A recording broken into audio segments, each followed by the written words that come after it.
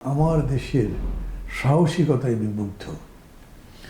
আমার দেশের সমস্ত এডিটোরিয়াল পলিসি বা সাংবাদিকতার নীতি যে আমি ফলো করেছি বা বুঝেছি বা সবই যে আমি গ্রহণ করি তা না, কিন্তু আমি এটা মনে করি গণতন্ত্রের জন্যে মুক্ত বুদ্ধির চর্চা, মত ও পথের বিভিন্নতা সত্ত্বেও সব রকম মত পথের চর্চা হওয়ার সুযোগ থাকা দরকার।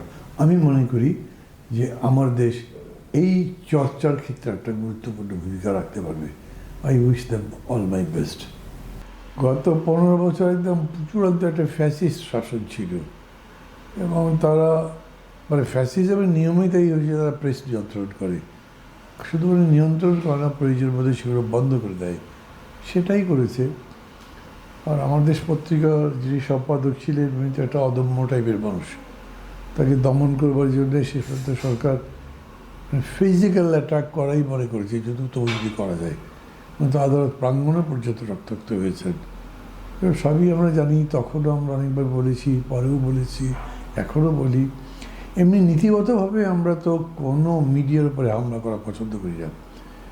আমি ব্যক্তিগতভাবে মনে করি, আমার দল মনে করে যে মত ও পথের প্রকাশে বাধা দেওয়া কোনো গণতান্ত্রিকতার নীতি হতে পারে না। বরঞ্চ যত মত, ভিন্ন মত প্রকাশিত হবে এবং সেগুলোর মিথস্ক্রিয়ার মধ্যে দিয়ে একটা মত গড়ে ওঠা, এটাই জ্ঞান বৃদ্ধির সহায়ক। কিন্তু সেটা গত সরকারের কাছে সেগুলো আশা করে কোনো লাভ ছিল না। আমার কাছে লাগে ওদের জন্য ওটাই স্বাভাবিক ছিল।